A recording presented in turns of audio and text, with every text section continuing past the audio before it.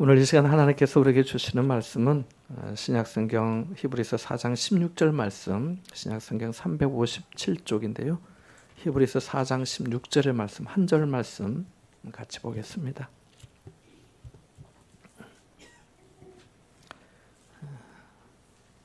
화면에도 나오네요. 같이 봅니다. 그러므로 우리는 긍휼하심을 받고 때를 따라 돕는 은혜를 얻기 위하여 은혜의 보좌 앞에 담대히 나아갈 것이니라. 아멘. 우리가 즐겨 부르는 찬양 중에 은혜 아니면 살아갈 수가 없네 라고 하는 찬양이 있습니다. 이 찬양의 가사처럼 우리는 하나님의 은혜가 아니면 한순간도 살아갈 수가 없습니다. 오늘 본문은 그러므로라고 하는 접속 부사로 시작이 됩니다. 본문 말씀을 한 번 더 읽어볼까요? 같이 봅니다. 시작. 그러므로 우리는 긍휼하심을 받고 때를 따라 돕는 은혜를 얻기 위하여 은혜의 보좌 앞에 담대히 나갈 것이니라. 아멘. 여기 그러므로는 우리가 은혜의 보좌 앞에 담대히 나아갈 수 있는 근거와 이유에 대해 말해주고 있습니다. 앞부분을 읽어보지는 않았지만 앞서 히브리서 기자는 앞부분에 대략 이런 말씀을 합니다. 여러분, 우리에게는 큰 대제사장이 계십니다. 그분은 곧 하나님의 아들 예수이십니다. 예수님은 구약의 대제사장과는 비교될 수 없을 정도로 우월하시고 유일하신 큰 대제사장이십니다. 왜냐하면 대제사장이신 예수님께서 십자가에 달려 죽으심으로 단번에 영원한 속죄를 이루시고 부활 승천하심으로 우리가 하나님께 나아갈 수 있는 살 길을 우리에게 열어주셨기 때문입니다 라고 말씀합니다. 그리고 오늘 본문의 말씀이 이어집니다. 그래서 그러므로 우리는 은혜의 보좌 앞에 담대히 나갈 수 있다는 것입니다. 사실 구약시대에는 누구도 하나님 앞으로 나갈 수가 없었습니다. 하나님의 임재를 상징하는 언약궤를 들여다본 자도 죽었고 언약궤를 만진 자도 죽었습니다. 언약궤를 몰던 소들이 뛰니까 웃사라고 하는 사람이 손으로 어이구 이러면 안 되지 하면서 하나님의 궤를 붙들었다가 죽기도 했거든요. 그러나 이제 예수님을 믿음으로 죄 사함을 받고 하나님의 된 자는 누구든지 또 언제든지 은혜의 보좌 앞에 나갈 수 있게 되었습니다. 성경에는 보좌라고 하는 단어가 82번 나옵니다. 요한계시록에만 무려 35번이 나옵니다. 보좌는 왕권을 상징하는 용어로서 왕이 앉는 자리라고 우리가 생각할 수 있습니다. 하나님의 그 영광의 보좌를 본 사람들이 성경에 등장합니다. 이사야 6장을 보면 우시야 왕이 죽던 해에 이사야 선지자가 하나님의 영광의 보좌를 보았습니다. 거기 말씀해 보니까 주께서 높이 들린 보좌에 앉으셨는데 라고 말씀합니다. 에스겔 선지자도 역시 하나님의 보좌를 보았는데 보좌의 형상이 있는데 그 모양이 남보석 같고 라고 말씀합니다. 또 다니엘은 하나님의 영광의 보좌를 보았는데 그의 보좌는 불꽃이라고 말하기도 했습니다. 요한계시록 4장에서는 사도 요한이 하늘의 열린 문 안으로 하늘 보좌에 앉으신 예수님을 보았습니다. 사도 요한은 무지개가 있어 보좌에 둘렸는데 그 모양이 녹보석 같더라고 요한계시록 4장 3절에 말씀합니다. 그리고 보좌에 둘려 24보좌들이 있고 그 보좌들 위에 24장로들이 흰옷을 입고 머리에 금관을 쓰고 앉았더라고 말하기도 합니다. 보좌의 가운데와 보좌 주위에 네 생물이 있는데 라고도 말합니다. 여기 24장로들은 신구약 시대에 구원받은 백성들을 말하고 네 생물은 천사를 말하기도 합니다. 이 말씀을 바탕으로 표현된 그림들도 있지만은 사실 인간의 언어로 하나님의 보좌를 완벽하게 설명할 수는 없을 것입니다. 여러분의 꿈에 어떤 놀라운 영광과 환상을 보았는데 그것을 말로 표현한다는 게 얼마나 한계가 많겠습니까? 그와 같은 것이죠. 이 영광스러운 보좌의 왕이신 우리 주님이 앉아 계십니다. 이 보좌에서 우리의 찬양과 경배를 받으시고 우리의 기도를 들으십니다. 역사를 주관하시고 다스리시면서 통치하십니다. 그래서 시편에서는 여호와께서 그의 보좌를 하늘에 세우시고 그의 왕권을 왕권으로 만유를 다스리시도다고 시편 103편 19절에 말씀하기도 합니다. 또한 주님은 보좌에서 우리를 위해 중보하며 기도하십니다. 사도 바울은 보좌에 앉으신 주님을 로마서 8장 34절에 우리를 위하여 간구하시는 자시라고 말하기도 했습니다. 그렇습니다. 주님은 지금도 우리를 위하여 간구하십니다. 성령 또한 우리를 위해 말할 수 없는 탄식으로 하나님의 뜻대로 우리를 위해 간구하고 계심을 믿으시기 바랍니다. 우리를 위하여 간구하시는 대제사장이신 예수님은 어떤 분이십니까? 히브리서 4장 15절의 말씀처럼 예수님은 우리의 연약함을 동정하시는 분이십니다. 보좌에 앉으신 예수님이 우리를 긍휼히 여기시고 우리의 아픔에 공감하시고 우리를 위해서 기도하십니다. 우리의 연약함, 아픔을 판단하거나 평가하지 않고 친히 우리를 위해서 간구하십니다. 우리가 눈물을 흘릴 때 우리 주님 역시 더 많은 눈물을 흘리며 우리를 위해 간구하십니다. 그러므로 우리는 이 은혜의 보좌 앞에 담대히 나아가야 합니다. 성경에는 은혜의 보좌뿐만 아니라 심판의 보좌에 대한 말씀도 나옵니다. 시편에서도 여호와께서 심판을 위하여 보좌를 준비하셨다고 말씀합니다. 시편 9편 7절에 보니까 여호와께서 영원히 앉으시며 심판을 위하여 보좌를 준비하셨도다라고 말씀합니다. 요한계시록에서는 하나님의 심판의 보좌를 크고 흰 보좌라라고 표현하기도 합니다. 이 심판의 보좌가 크다는 것은 하나님의 심판이 모든 피조물에게 미칠 것을 의미하고 이 심판의 보좌가 희다고 한 것은 하나님의 심판이 그만큼 공의롭다라고 하는 뜻입니다. 그러면 누가 이 심판을 받겠습니까? 죽은 자들이 자기의 행위를 따라 심판을 받습니다. 계시록 20장 12절에 보니까 죽은 자들이 자기의 행위를 따라 책들에 기록된 대로 심판을 받으니 라고 말씀하거든요. 이 죽은 자들은 하나님의 생명책에 기록되지 않는 자들입니다. 요한계시록 20장 15절에 누구든지 생명책에 기록되지 못한 자는 불못에 던져지더라고 말씀하고 있기 때문입니다. 생명책에 기록되지 않는 사람들은 예수의 생명이 없는 자들입니다. 요한일서 5장 12절에 하나님의 아들이 있는 자에게는 생명이 있고 하나님의 아들이 없는 자에게는 생명이 없다라고 말씀하였거든요. 요한복음은 20장 31절에도 오직 이것을 기록함은 너희로 예수께서 하나님의 아들 그리스도이심을 믿게 하려 하며 또 너희로 믿고 그 이름을 힘입어 생명을 얻게 하려 함이라고 말씀합니다. 그러니까 이 요한복음의 기록 목적을 말씀해 주고 있는 것이죠. 예수의 생명이 없는 자들은 죄와 죽음의 문제를 해결받지 못한 사람들입니다. 그들은 영원히 꺼지지 않는 불못에 던져지는 심판을 받게 됩니다. 이것이 바로 심판의 보좌입니다. 그러니까 믿는 사람들은 하나님의 은혜의 보좌가 있고 하나님의 긍휼의 보좌가 있고 하나님의 심판의 보좌가 있는 것을 알아야 합니다. 하지만 많은 사람이 이 사실을 믿지 않고 믿으려 하지 않고 배척하며 거부하고 있습니다. 지금도 얼마나 많은 사람들이 그런지 모릅니다. 그러나 기억하셔야 합니다. 죄와 죽음의 문제를 해결받지 못한 사람은 한 사람도 예외 없이 이 심판의 보좌 앞에 서야 하고 공의로우신 하나님의 심판을 받아야 합니다. 오늘 본문에서는 우리에게 심판의 보좌가 아닌 은혜의 보좌 앞에 담대히 나갈 것이라고 말씀합니다. 은혜의 보좌는 하나님께서 은혜를 베푸시는 곳입니다. 은혜가 뭔가요? 은혜는 아무런 조건 없이 값없이 베풀어 주시는 하나님의 전적인 호의와 사랑을 말합니다. 그러므로 은혜의 보좌는 어떤 자격이나 조건을 따지는 것이 아닙니다. 당신 자격 갖추었어요? 당신 조건을 갖추었어요? 당신 여러분 하나님께서 원하신 것을 다 성취했어요? 이런 어떤 조건과 자격을 따지지 않는 것입니다. 은혜의 보좌는 하나님께서 우리의 죄를 지적하고 혼을 내는 것이 아닙니다. 아무리 넘어졌어도, 아무리 실패했어도, 아무리 더럽혀졌어도, 아무리 망가졌어도 용서해 주시고 깨닫게 해주시고 긍휼을 베풀어 주시는 곳입니다. 그러므로 우리는 은혜의 보좌 앞에 담대히 나아가야 합니다.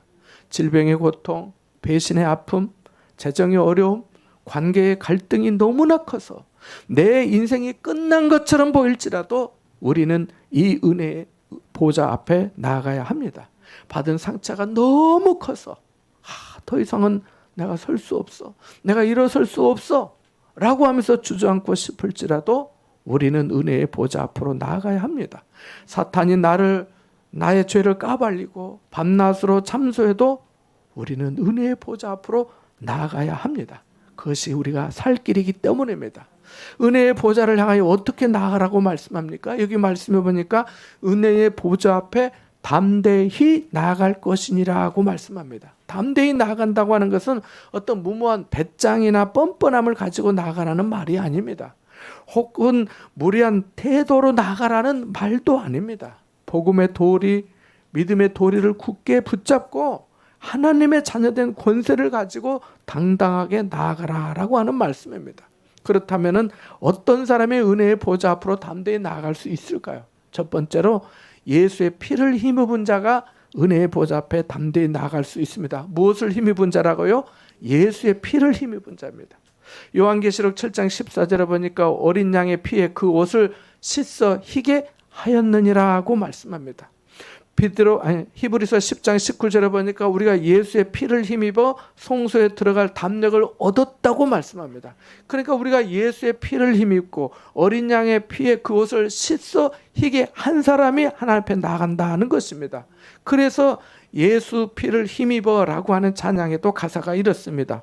주의 보좌로 나아갈 때 어떻게 나아가야 할까?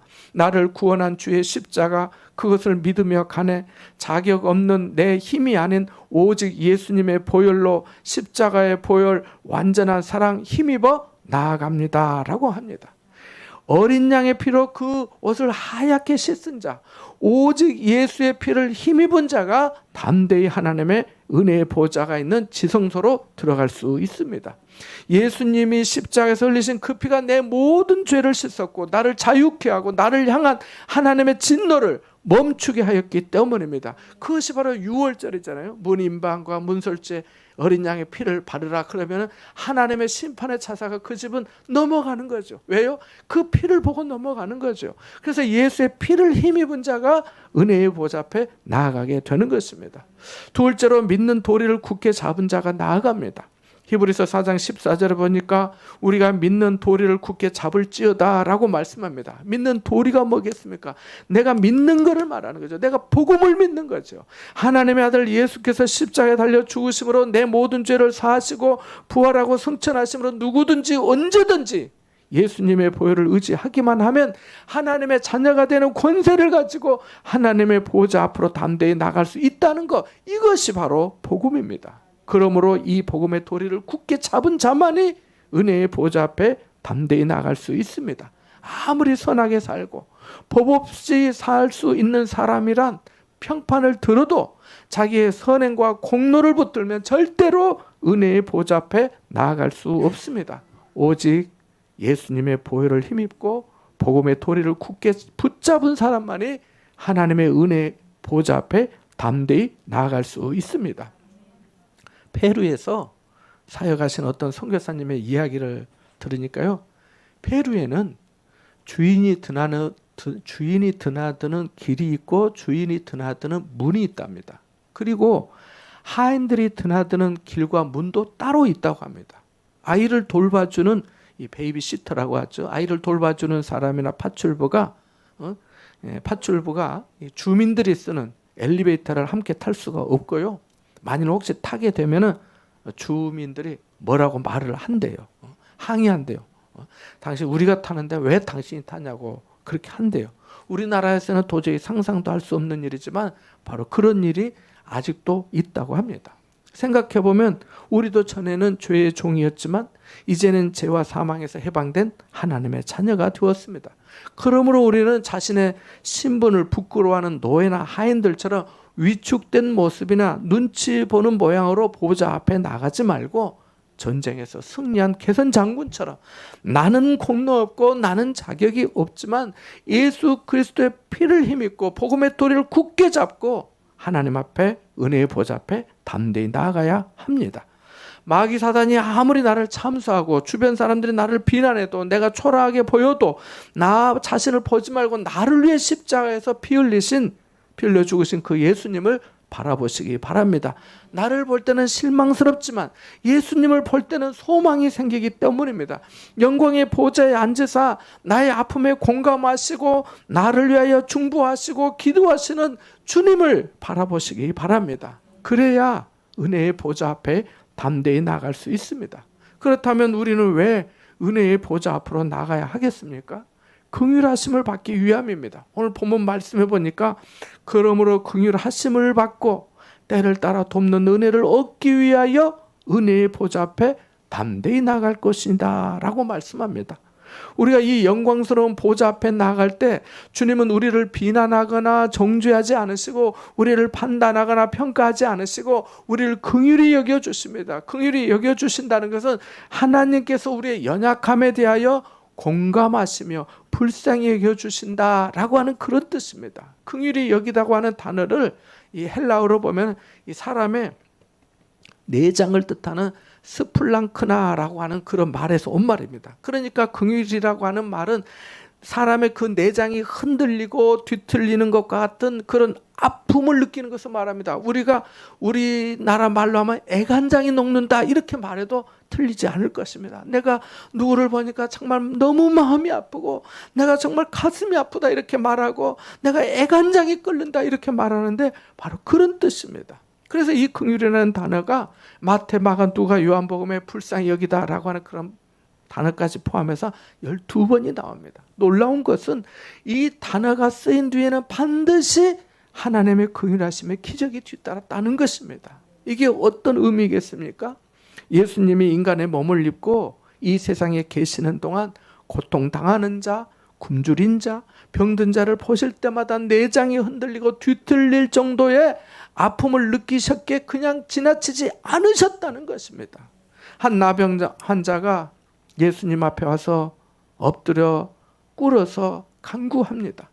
예수님께서 불쌍히 여기사 손을 내밀어 깨끗하게 해주셨습니다.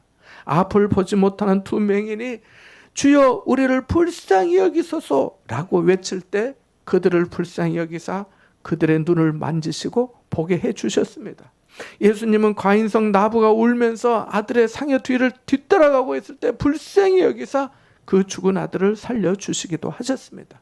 예수님은 우리가 이 영광스러운 보좌 앞에 나갈 때 우리를 긍휼히 여겨 주심을 믿으시기 바랍니다. 그러니까 하나님의 보좌 앞에 나갈 때마다 또 마음 아프고 힘들고 지치고 고단하고 상처받고 넘어지고 쓰러지고 좌절하고 하는 그 심령을 불쌍히 여겨주신다는 것입니다. 애간장이 끓는 것 아픈 마음으로 받아주신다는 것입니다. 그래서 우리가 인생이 힘들고 어려울 때 더욱 은혜의 보좌 앞에 나가야 합니다. 주님께서도 우리가 겪는 모든 고난과 시험과 아픔을 친히 겪으셨기 때문입니다. 우리가 은혜의 보좌 앞에 나가야 할 또 다른 이유는 때를 따라 돕는 은혜를 얻기 위함입니다. 여기 말씀에도 그랬잖아요. 우리는 긍휼하심을 받고 때를 따라 돕는 은혜를 얻기 위하여 라고 말씀합니다. 우리는 하나님의 은혜로 구원받았습니다. 그렇다면 은혜로 구원받은 우리가 어떻게 살아가야 할까요? 여전히 하나님의 은혜로 살아가야 합니다. 하나님의 은혜로 구원을 받았으니 하나님의 은혜로 살아가는 것이 구원받은 자의 삶인 것이지요. 은혜로 구원받기 전에 우리는 하나님의 은혜가 아니어도 살 수 있다고 생각했고 실제로 그렇게 살기도 했잖아요. 내가 주인이었고 내 뜻이 우선이었고 운과 팔자라 생각하고 살았고 또 육신의 인생이 끝나면 인생 뭐 있어? 한번 끝나면 다 끝난 것이지. 그렇게 생각하며 살지 않았습니까? 그러나 우리가 하나님의 은혜로 구원받고 천국 백성이 되고 난 다음부터는 아니야. 내가 사는 것이 내 뜻으로, 내 힘으로, 내 능력으로, 내 지혜로 사는 것이 아니라 하나님의 은혜로 사는 거야. 하나님의 은혜가 없으면 살 수가 없어. 은혜 아니면 살아갈 수가 없게 된 거 아닙니까? 그것을 보여주는 사례가 바로 약속의 땅 가나안입니다. 가나안은 하나님께서 약속하신 젖과 꿀이 흐르는 땅입니다. 하지만 그 땅은 하나님께서 때를 따라 이른 비와 늦은 비를 내려주지 않으시면 농사를 지을 수 없는 곳입니다. 한마디로 하나님의 은혜가 아니면 살아갈 수 없는 곳이 바로 가나안 땅입니다. 그렇습니다. 다른 사람은 몰라도 은혜로 구원받은 우리는 여전히 하나님의 은혜가 아니면 단 한순간도 살아갈 수가 없습니다. 불의의 사고와 질병도 얼마나 많습니까? 전쟁이 끊이지 않는 이 세상 아닙니까? 이 세상을 하나님의 은혜 없이 어떻게 살아갈 수 있겠습니까? 저 어둠의 세력이 나를 삼키려고 우는 사자처럼 덤벼드는데 하나님의 은혜 없이 어떻게 살 수 있겠습니까? 떨어지면 질그릇처럼 산산이 깨져버리는 연약한 내가, 타락한 죄성을 가지고 있는 내가, 내 인생의 5분 후를 알지 못하는 내가 하나님의 은혜 없이 어떻게 살아갈 수 있겠습니까? 그래서 우리는 은혜 아니면 살아갈 수가 없다고, 이 숨쉬는 호흡마저도 다 주님의 것이라고 찬양하며 사는 거 아니겠습니까? 그러므로 우리는 이 은혜를 얻기 위하여 은혜의 보좌 앞으로 나아가야 합니다. 우리가 비행기를 타려면 공항으로 가야 하고, 배를 타려면 항구로 가야 하고, 치료를 받으려면 병원에 가야 하는 것처럼 은혜를 받으려면 은혜의 보좌 앞으로 나아가야 합니다. 생수를 마시기 원한다면 생수의 근원으로 나아가야 합니다. 16절의 말씀을 보면 때를 따라 돕는 은혜라고 하는 단어가 나옵니다. 우리에게 있어야 할 은혜, 우리에게 필요한 은혜, 바로 때를 따라 도와주시는 은혜 아닙니까? 이것이 어떤 은혜를 말하겠습니까? 때를 따라 돕는 은혜는 가끔 생각날 때마다 간헐적으로 도와주신다는 뜻이 아닙니다. 하나님께서 가장 적절한 때에 가장 좋은 것으로, 그리고 내 영혼에 가장 유익한 것으로 나를 도우신다고 하는 그런 의미입니다. 모든 일에 때가 있습니다. 전도서 3장 1절의 말씀처럼 천하 범사의 때와 기한이 있다는 말씀처럼 계절에도 때가 있습니다. 눈은 겨울에 내려야 합니다. 그런데 눈이 여름에 내린다면 어떻게 될까요? 비도 적절한 때에 내려야 도움이 되지, 홍수 났을 때 내리면 도리어 화가 되잖아요. 사람에게도 때가 있습니다. 공부할 때가 있고, 결혼해야 할 때가 있고, 만날 때가 있고, 헤어질 때가 있잖아요. 우리 신앙생활에도 그렇잖아요. 그래서 하나님은 감당하지 못할 시험당함을 허락하지 않으신다고 고린도전서 10장 13절에 말씀해 주셨습니다. 아브라함에게도 처음부터 독자 이삭을 바치라고 하지 않으시고, 독자 이삭을 바칠 수 있을 만한 믿음이 생겼을 때 바치라고 말씀하셨습니다. 기도의 응답에도 때가 있습니다. 그래서 하나님은 내가 원하는 시간이 아니라 하나님께서 원하시는 가장 적절한 때에, 내 소원이 아니라 내 영혼에, 내 삶에, 내 인생에 가장 유익이 되는 것으로 응답해 주시는 줄로 믿습니다. 하나님은 내가 기도한다고 해서 무조건 응답해 주시는 분이 아니십니다. 가장 적절한 때에 내 영혼에 가장 유익한 것으로 응답해 주십니다. 물론 이 말은 하나님이 우리의 기도에 인색한 분이시라고 하는 그런 말이 아닙니다. 그래서 베드로 사도는 우리를 부르신 하나님을 뭐라고 칭했냐면 모든 은혜의 하나님이라고 했습니다. 우리 따라서 한번 해볼까요? 모든 은혜의 하나님, 모든 은혜의 하나님, 모든 은혜의 하나님.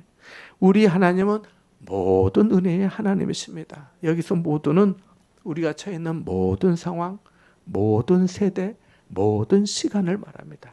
그러므로 우리 하나님은 어떤 사람이든지 어떤 처지에 있든지 은혜를 베푸실 수 있는 모든 하나님, 모든 은혜의 하나님이십니다. 그렇지만 때를 따라 도우시는 하나님의 모든 은혜가 내가 원하는 기도의 응답에만 있는 것은 아닙니다. 고난이 사라지고 질병에서 고침받고 부유하게 되는 것만이 모든 은혜가 아니니까요. 때로는 우리가 원치 않는 견딤도 있고 거절도 있습니다. 사도 바울을 보십시오. 사도 바울의 육체의 가시가 너무나 고통스러워서 그 가시를 하나님 아버지 제발 이 가시를 좀 제거해 주세요. 성경에 보니까 사도 바울도 한 번 기도한 게 아니에요. 3번이나 하나님께 기도했다고 성경에 써 있습니다. 자기가 쓴 거예요. 내가 요일로 한 번 기도하고 만 게 아니에요.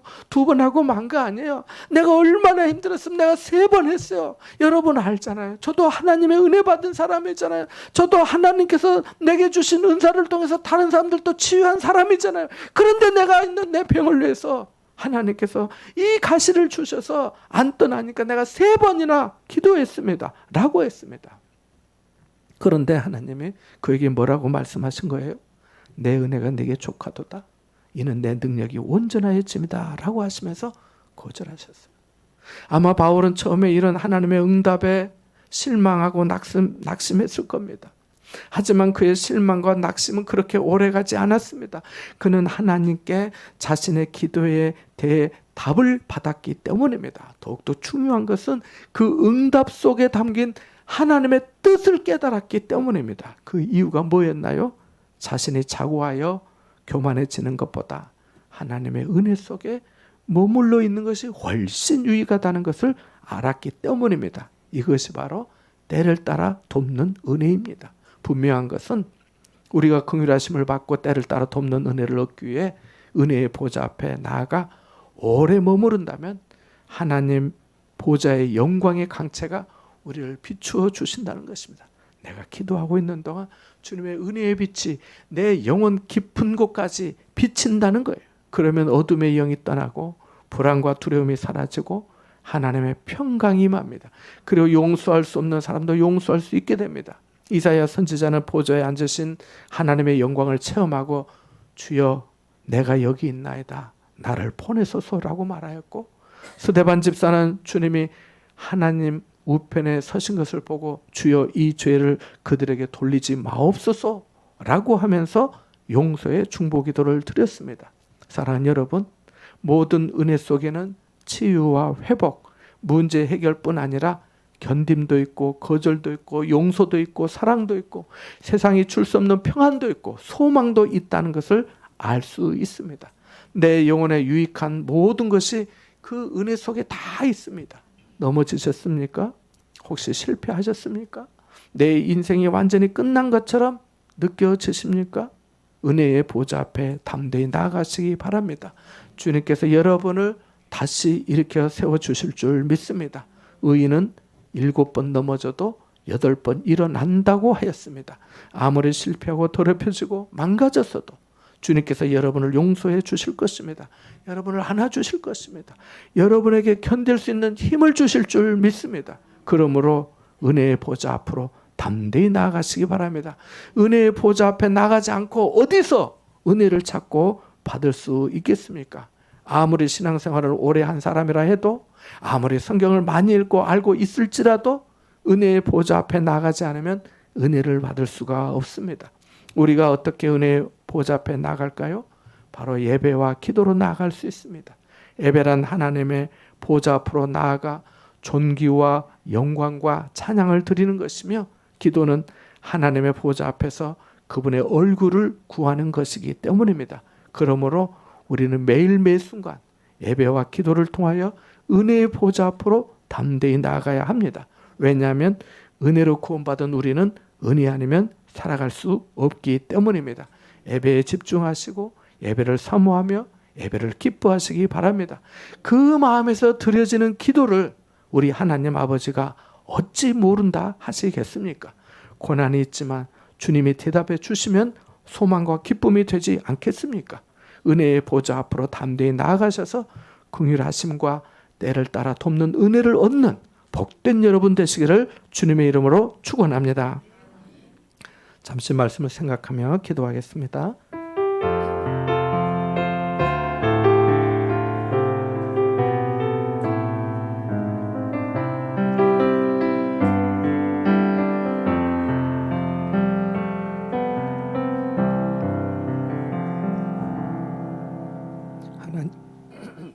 하나님 아버지, 저희의 무릎이 연약해지지 않게 도와주옵소서. 은혜의 보좌 앞으로 나아가는데 우리의 걸음이 실족하지 않게 하여 주옵소서. 긍휼하심을 받고 때를 따라 도와주시는 은혜를 얻기 위하여 날마다 예배와 기도의 생활로 주님 앞에 담대히 나아가게 하여 주옵소서. 그래야 하나님께 영광 돌리고 하나님께 쓰임받는 복된 삶이 되게 하여 주옵소서. 예수님의 이름으로 기도함나이다. 아멘.